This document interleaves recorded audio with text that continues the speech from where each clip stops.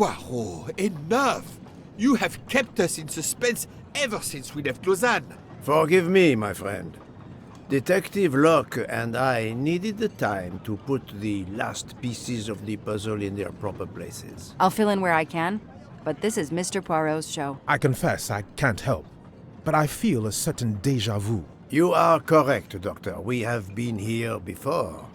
However, without you, we wouldn't have been able to reach the true conclusion of this story.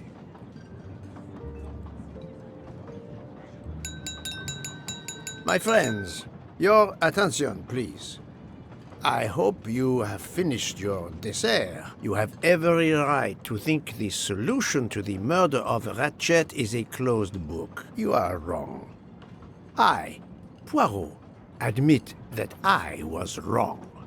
There is a final chapter. What in bloody hell? What does he mean? Perhaps if we are silent, Monsieur Poirot will explain. Most of us naturally expect a journey by train to proceed in an orderly fashion from station to station. But this journey has gone off the rails. A comfortable journey, which should have been restful, turned out to be quite a challenge for my little gray cells. I beg your indulgence. I know it will be painful, but I must update you on the strange turn the Ratchet murder investigation has taken. I had two hypotheses, as you recall. A stranger boarded the train in Vinkovsky, killed Ratchet, and then exited the train unobserved. That was the first possibility. The second solution gave us 12 jurors who condemned Ratchet to death for the kidnapping and murder of Daisy Armstrong. My friend, Book, properly chose the first solution for the authorities. However, thanks to Dr. Constantine here, a 13th stab wound was discovered, throwing that solution into disarray. Moreover, the words of a witness called into question the chronology of the night of the murder upon which the first two solutions were based. Detective Locke?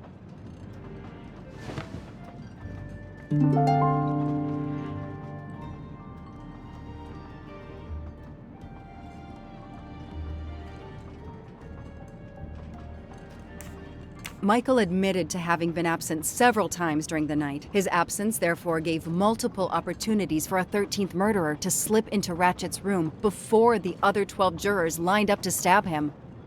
You are saying the man Ratchet was...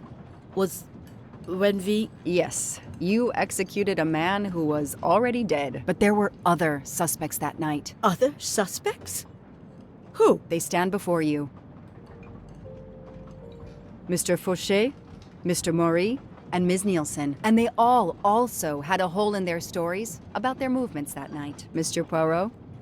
Most of you don't know it, but there was a second murder in Venice. Mein Gott, another murder. The victim was a man named Aziz Wadi, a banker in Geneva who was on the payroll of Ratchet. He looked after the money Ratchet obtained from the Armstrong ransom. Ratchet needed money and arranged to meet Mr. Wadi in Venice. One of these three knew about that money. Now, each of them had an alibi of a sort.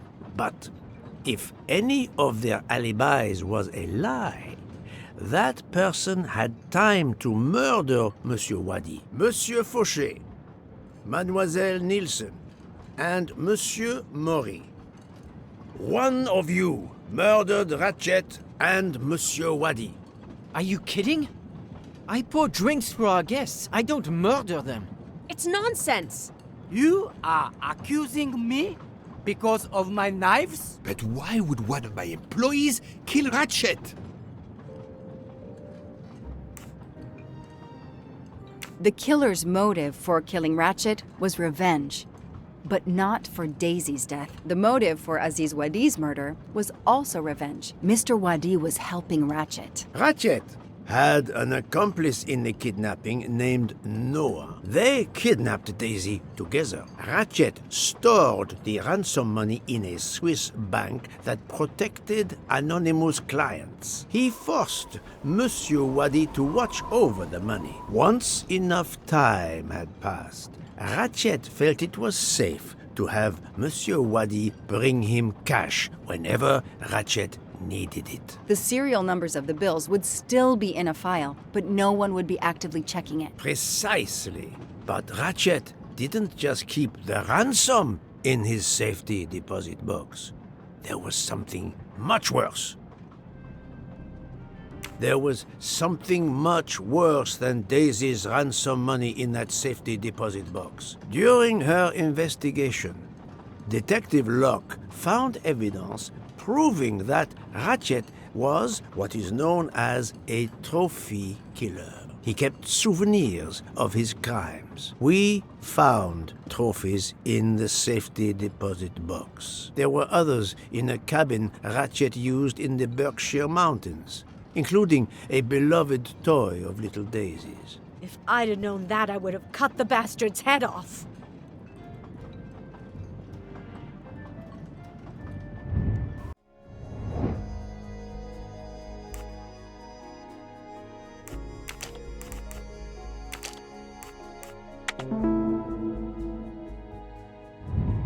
That was easy. The bracelet found in the safety deposit box was also on Noah's wrist in a photograph. It's obvious Ratchet killed Noah, and therefore, at last, I can tell you with absolute certainty who the murderer of Ratchet and Monsieur Wadi is.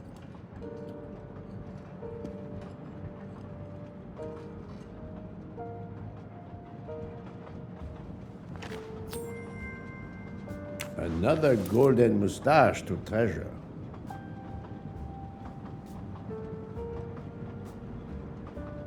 Mademoiselle Nielsen has the same bracelet as the one found in the safety deposit box in Geneva. A trophy from a victim of Ratchet. Noah. Having a similar bracelet doesn't prove anything. Yes, that might be true, if there were not an inscription on it. Mr. Poirot, you're right. The bracelet looks similar to mine, but I have no idea what the marks on it mean. I just like the design. The marks are not random, mademoiselle. These are special bracelets. They are called Morse code bracelets. Because, well, you know why. The marks are Morse code. Happily, I learned Morse when I was a young man doing my service for the Belgian army.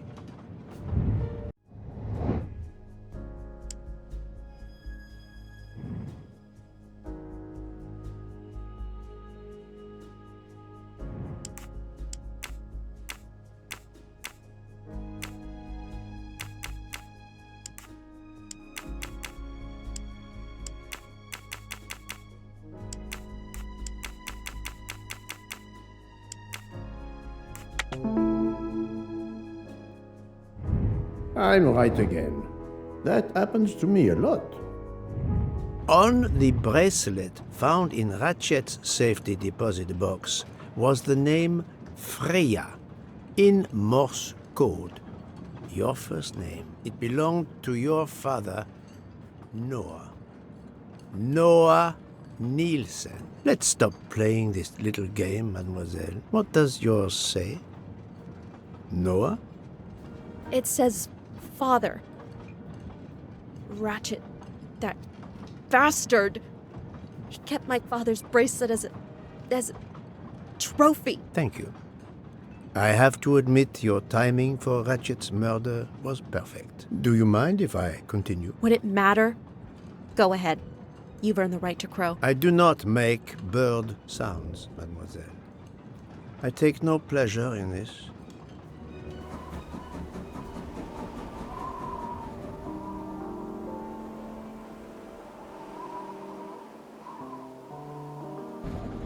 You drugged Ratchet's dessert to ensure he would be unconscious when you went to his room. You stole a knife from Monsieur Maury.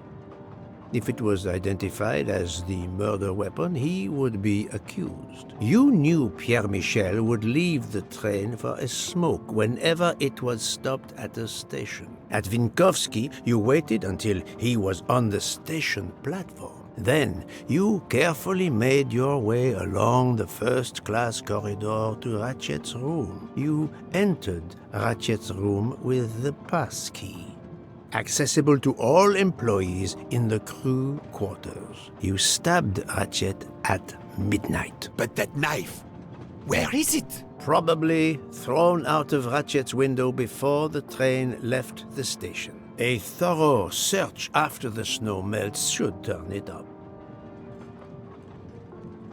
My beautiful knife.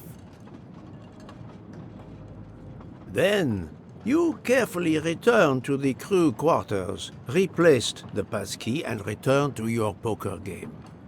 Et voila. The affair was not so complicated in the end. But what made the crime seem more complex?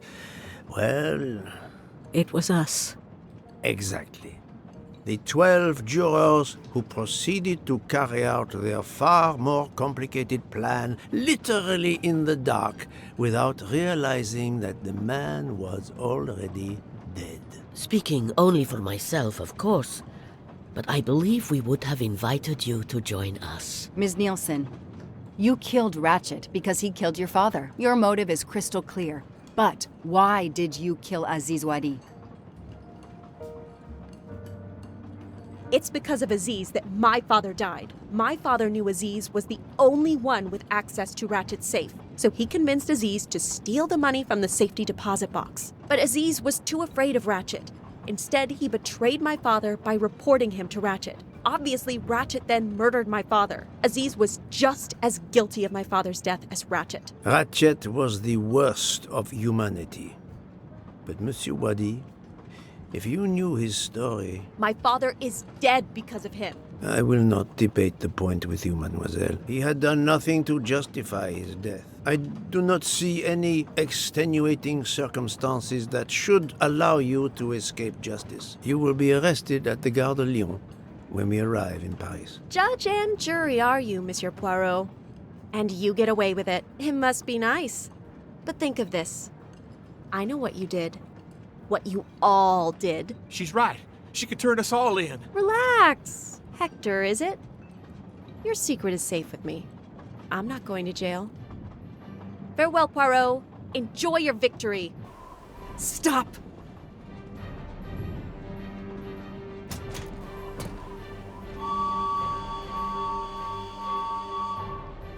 No, Freya, don't jump. You're going to die. I've made my choice. We'll let fate decide. No!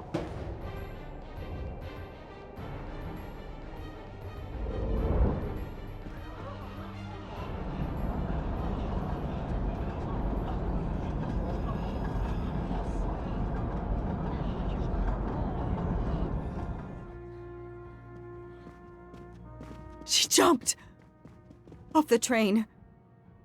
Even if she hit the water, considering the height, I doubt she survived. And with this tunnel, either way she's gone, Poirot.